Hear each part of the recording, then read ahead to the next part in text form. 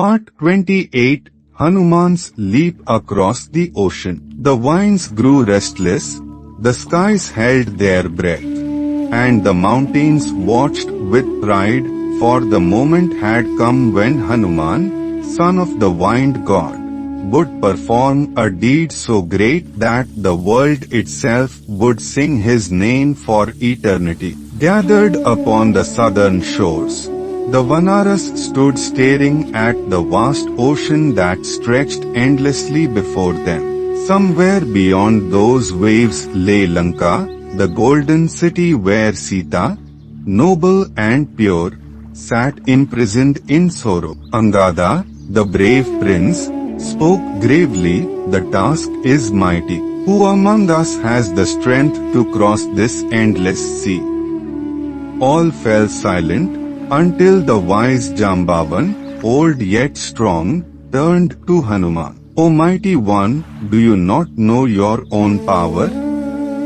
You, born of the wind, are destined for this very moment. Rise, Hanuman, and leap across the ocean. Find Sita, and bring hope back to Rama." Hearing these words, something stirred deep within Hanuman's heart. The chains of doubt broke, and his body grew tall, vast as a mountain, his eyes glowing like twin suns. With folded hands, he turned toward the east and prayed, "O Lord Rama, bless me. May this journey bring me to Sita, and may your name give me strength."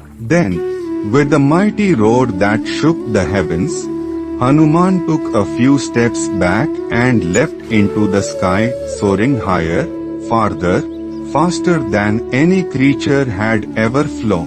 The mountains below bowed in awe, the ocean roared in wonder, and the clouds parted to make way for the mighty Vanara. Hanuman's shadow swept over the waters as he soared, past great waves, past mighty whales and serpents of the deep. The gods above watched in amazement, and the earth below trembled at his might. But the ocean, loyal to Rama, wished no harm to Hanuman. She sent forth Manka, the golden mountain, rising from the waters like a beacon. "O Hanuman," Manka spoke, "rest upon me. Refresh your strength before you fly farther."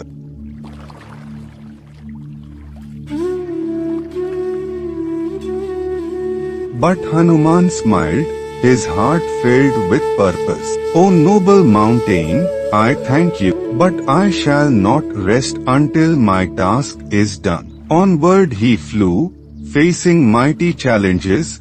The demoness Sursa, sent by the gods to test him, rose from the sea, her mouth wide as the sky. "None shall pass unless they enter my belly," she roared. Hanuman, clever and swift, grew large, then small as a mouse. In a flash, he entered and exited her mouth, laughing.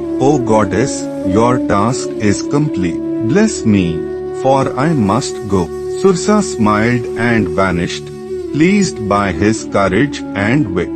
Further ahead, the cruel demoness Sinhika tried to snatch his shadow, pulling him down toward the dark waters. But Hanuman, mighty and fierce, struck her down with a single blow, sending her sinking into the depths forever.